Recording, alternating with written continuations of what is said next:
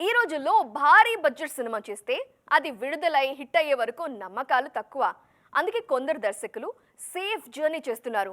Talk కాస్త అటు ఇటు అయినా సేవ్ అయ్యే విధంగా సినిమాలు ప్లాన్ చేసుకుంటున్నారు. తాజాగా సంక్రాంతి సినిమాల్లో అనిల్ రావిపూడి చేస్తోంది ఇదే. ఆయనకి వెంకీ తోడయ్యేసరికి మ్యాటర్ మరింత వేడెక్కింది. మరి వాళ్ళ ముచ్చట్లేంటో చూసేద్దాం రండి. సంక్రాంతికి ఎప్పట్లాగే భారీ పోటీ ఉంది. అందులో గేమ్ చేంజర్ అంటూ రామ్ చరణ్ వస్తుంటే, డాకు మహారాజ్ అంటూ బాలయ్య బరిలోకి దిగుతున్నారు.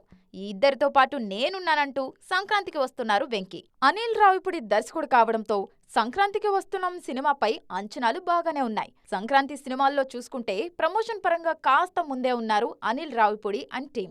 ఎప్పటికప్పుడు మేకింగ్ వీడియోలు విడుదల చేస్తూ, షెడ్యూల్ పూర్తయిన ప్రతిసారి అప్డేట్స్ ఇస్తూ ఫుల్ ట్రెండింగ్లో ఉన్నారు సంక్రాంతికి వస్తున్నాం టీం.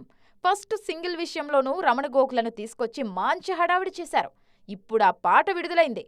గోదారి గట్టు మీద అంటూ తనదైన వాయిస్తో చాలా ఏళ్ల తర్వాత మ్యాజిక్ చేశారు రమణ గోకుల. దానికి తోడు బీమ్స్ క్యాచీ ట్యూన్తో పాట ఇట్టే జనాల్లోకి వెళ్ళిపోయింది. ఈ పాటలో వింటేజ్ వెంకటేష్ కనిపిస్తున్నారు. గేమ్ చేంజర్తో పెద్ద జూదమే ఆడుతున్న దిల్ రాజు వెంకీ సినిమాతో మాత్రం సేఫ్ గేమ్ ఆడుతున్నారు. జనవరి 14న సంక్రాంతికి వస్తున్నాం విడుదల కానుంది.